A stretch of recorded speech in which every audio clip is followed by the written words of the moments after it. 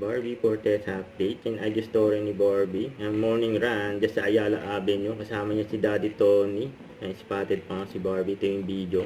Long time no see! What's up, friend? Uy, hindi! Baliktad! Napapadalas ang pagtakbo ni Barbie. Yan, no? Tumakbo siya ng 10 km sa loob ng 1 hour 11 minutes. Ang dami pa nga nakakita kay Barbie dyan. Sa Ayala Avenue sa Makati. Sabi ni Barbie, uy, medyo bumilis si ate ko today, you know. And enjoy si Barbie ang tumakbo. Fitness era. Si Barbie. Yung kasama ni Barbie, si Daddy Tony. Yan pa. May mga iba pang angulo.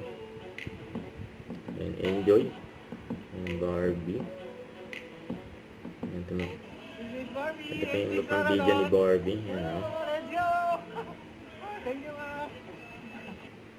Don't forget to subscribe, click the notification bell for update. This is with Charlie Action Vlog. Stay tuned for more videos.